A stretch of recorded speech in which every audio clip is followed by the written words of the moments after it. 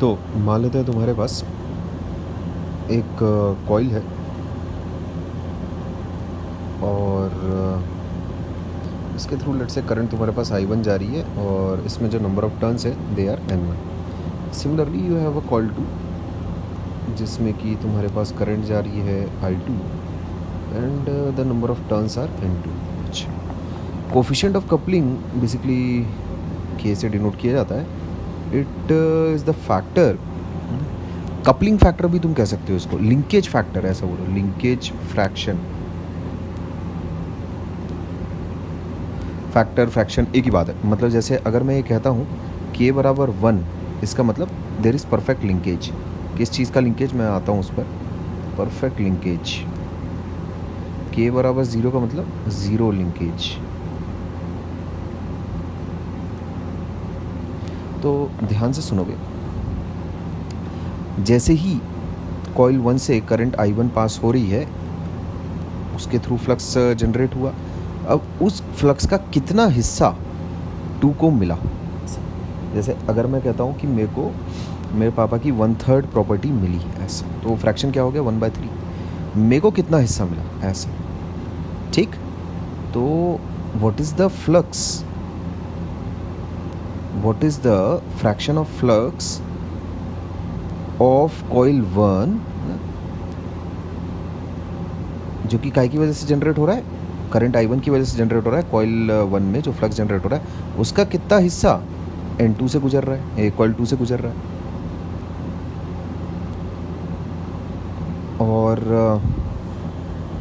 मैं लिख देता हूँ इस चीज़ को, basically K∅1 is the flux passing through coil 2. Similarly, K∅2 is the flux passing through coil 1 due to क्या, काय की वजह से ये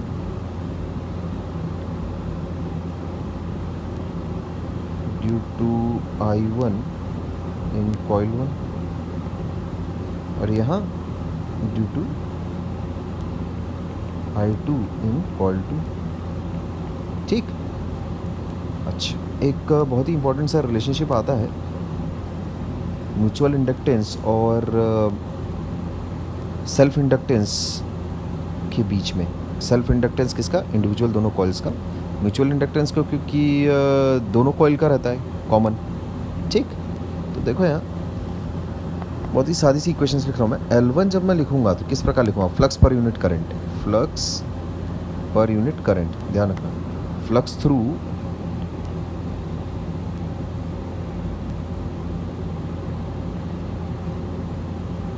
coil 1 and current through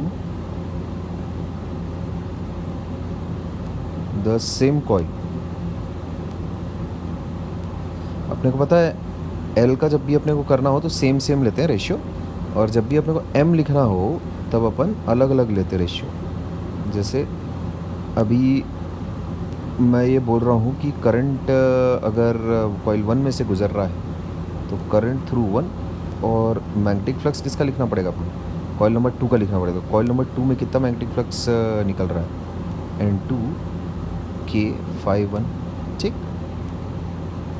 अच्छा, तो सिमिलरली N2 बराबर L2 बराबर हो जाएगा ऐसा, और M बराबर यहाँ से मैं लिख सकता हूँ, अगर करंट अभी I2 में फ़्लो कर रहा है, कॉइल 2 में फ़्लो कर रहा है, तो उसकी वजह से जो फ्लक्स जनरेट होगा कॉइल नंबर 1 में वो कितना होगा, ठीक। और ये हो गया तुम्हारा कॉइल नंबर 2 में करंट की होने की वजह से, ठीक। These equations are written if current flows through coil 1 through coil 1, और यहाँ if current flows through coil two, ठीक है।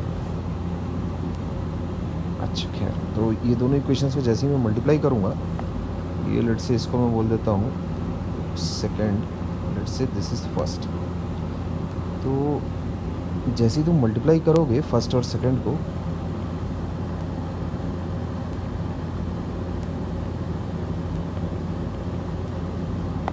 देखो कुछ मिलेगा तुम्हें, बड़ी प्यारी सी चीज़।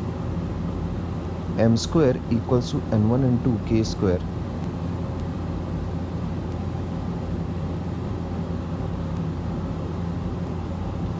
फाइव वन फाइव टू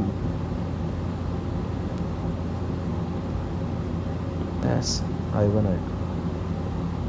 अच्छा देखो एक एक करके इश्यूज सॉर्ट आउट कर लेते हैं। इसको तुम लिख सकते हो n1 51 bye i1, n2 52 by i2, ठीक। n1 51 by 1, n2 52 by i2 times k square.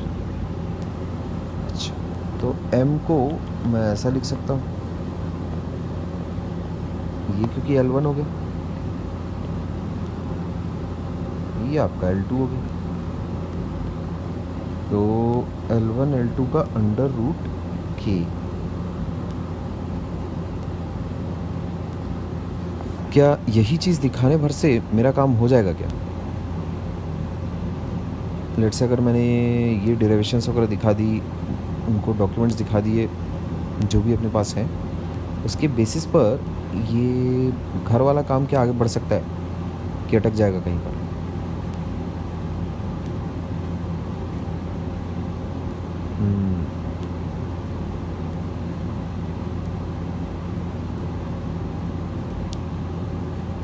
ठीक है, बात करते हैं बाद में। अभी तो ये वाला वीडियो तो मेरे ख्याल में तुम समझ गए होगे, ठीक।